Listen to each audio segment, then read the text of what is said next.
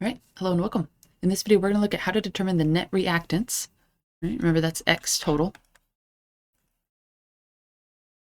That will make the impedance magnitude, that's our Z value, equal to 200. And so now we know that Z is equal to 200, and that's an ohmic value. They didn't give us the theta, right? Because we also know that that Z comes with an angle of some sort, but they didn't want us to worry about that. They just wanted to know about the impedance magnitude. Right? And so we're going to have to rearrange what we know about Z. We know Z is equal to the square root of our R value squared plus our X total squared. Right? But they gave us our resistor value and they gave us our Z value. So we're going to need to rearrange this equation to solve for the value we want.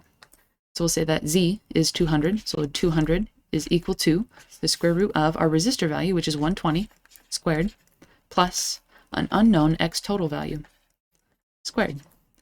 And we can plug that in and rearrange. So the first thing we need to do is get rid of the square root, and we do that by squaring the whole thing. If we take the whole thing and square it, it cancels out our square root and the squared on this side, but we also have to do it to the other side. So then we get a new equation. We get 200 squared is equal to, we knocked off the square root, so now we have 120 squared plus X total squared. We'll keep going on that. We'll say that if we want to take it one step further, we would subtract 120 squared to both sides. And that eliminates it from this side and puts it on the other side there. So now we can redraw that equation and say that we now have 200 squared minus 120 squared is equal to X total squared.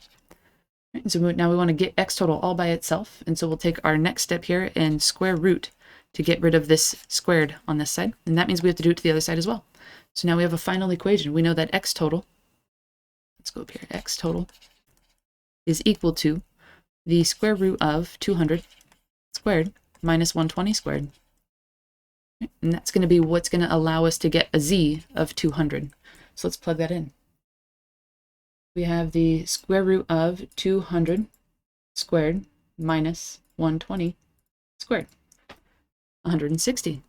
Right? So if we made our inductor and capacitor combination 160 ohms, remember that's X total is equal to our inductor XL minus our capacitor XC.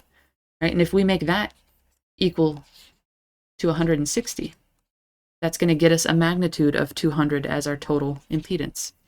Okay, let us know if you have any other questions.